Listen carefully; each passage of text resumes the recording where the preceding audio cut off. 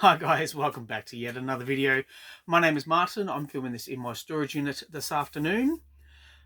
Today being Sunday. Not that that matters, but anyway. What I do on this channel is I show off 4 books from random and I end on a key issue. I also show off books that don't get a lot of attention on other comic book channels. I was going through a couple of boxes up there for the key issues, and I was also going up there for some random issues, and I just grabbed a whole bunch. And let's just kick it off. So the first one I want to show off is issue 4 of The Defenders. Now this is a series that I wish I had gotten. I bought this after the fact, well and truly after the fact, and I have to give credit to Eric Larson and Kurt Busiek and Ron Friends, for not pushing this this series, but kind of highlighting that this was a series that had a long run with Marvel, and it's a property that is, when used well, can be used very, very well. In that it's a team that's not a team. It's just a group of people who team up. Issue to issue and situation to situation. So, you've got like a kind of like a core cast of characters, but there's always someone new, or there's always like a rotating cast. But in here we have Hulk and Hellcat and Namor and the Silver Surfer, and we've got the Valkyrie here. But we've also got this guy. I'm not familiar with Pluto. I've never actually, other than, look, I've read this, but I think it's one of those books that you kind of read and then you kind of forget about. Especially with me, I mean, I read so many bloody books, at least like 5 books a night, it seems. So I might need to take this home and give it a reread. Yeah, I don't know who Pluto is, but it's a great creative team. They certainly know how to bring the fun to it. Now, the next book is kind of similar to The Defenders in that we had Valkyrie with the sword, and in this one we have Marvel Feature Issue 2 with Red Sonja, looking absolutely fantastic. Got the chainmail, got the sword. Now, wow, what a character. Unfortunately, the situation her publishing history shows her in today is that in Dynamite, all they really know to do is to show off the boobs and the butts. And look, if that's what you're into, that's cool. I wouldn't say I'm not into it, but I also need the story to have some substance. And it's one of those cases. I wish I wrote for DC. Well, I wish I wrote for DC, but I wish I also wrote for Dynamite, because they've got a lot of really good characters in their cast, particularly Red Sonja. But whenever I read a Dynamite book, it always seems to be a cover buy. Like, I buy it purely for the cover, and the story, the interior is incremental.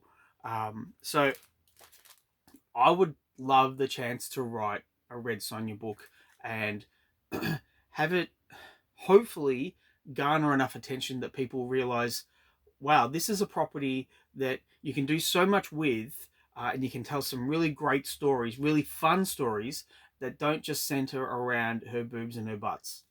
Well, she's only got one, but anyhow, that's my little tirade about Red Sonja, and yeah, that's the issue. Now, the next book I want to show off, when I pre-ordered this, I didn't know what had happened to the character in the time when I stopped reading this character and when I read this mini-series. And I think it went for about 5 issues, but I read them and the creative team could not get the character more wrong. And that is Ka-Zar, Lord of the Savage Land, issue 3. So this is basically Tarzan. It's Marvel's version of Tarzan, and really, that is all it is. That's all it needs to be. You don't need to give him powers. You don't need to change his world perspective, maybe to suit your own. to do that is to do a disservice to the character. So in this series, the writers brought Matthew, who's Gazar's son. They brought Matthew up to like the core part of the story, which is cool. You know, I understand. You know, there's story progression and that and all that. And Matthew doesn't get a lot of attention, so that's great. But then you changed Gazar and Shana the She-Devil. You changed their world perspective in that they became tree huggers, like actual tree huggers, in that they ate flowers and got flower power. Like, for lack of a better term, they had flower power. They could see the cosmos, and they could interact with the world and alter it to how they wanted. But again, that does a disservice to stories that have been told before, and to the whole mythos of Gazar being that he is the lord of the savage land. It's the survival of the fittest. It's not a person who's trying to alter things or change things to suit his whims. He's actually fought characters that have been down that path, and he said, no, that's not the way you do it.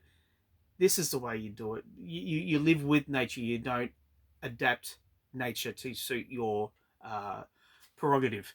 But yeah, look, nice artwork. I won't criticize the artwork. It's just that I just think that they got the characters wrong in this. So it's a bit disappointing. Now, this next issue I wanted to show off, the key issue. If I start talking about it, you'll know what it is straight away. Well, maybe. And I will start talking about it. DC have a black version of Superman, and it was written by Tom Taylor in the... what was it called? It wasn't Elseworlds. It was Earth 3. I think it was called Earth 3. I could be completely wrong though. But I've found online that they've said this is the first Afro-American Superman, and that is incorrect.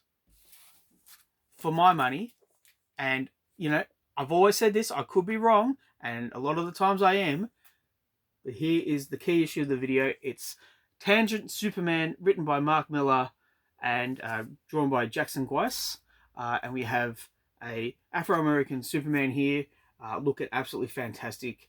Now, admittedly, I haven't read this since this came out, which was 1998, which, wow, let me do the math in my head and my head will explode, but it's more than 20 years. Okay. I bought this when it came out, so yes, I'm old, but I saw this and I was like, yep, this looks great. Let's buy it. Let's check it out. And I will also say I'm a fan of Jackson's artwork. His work on Resurrection Man was just, you know, chef's kiss, just perfect. So yeah, again, this was an instant buy. But is this the first time a black character has portrayed Superman in the comic books? I think it is, but I'm willing to accept when I'm wrong. And if I'm wrong, it is what it is. So there we go. So that's the comics for this video. I hope you enjoyed it. Please let me know what you think in the comments down below. Please like and subscribe if you wish to. I'd really appreciate it. I have 5 more books to go, and there's some fun key books coming up. So I hope you stick around.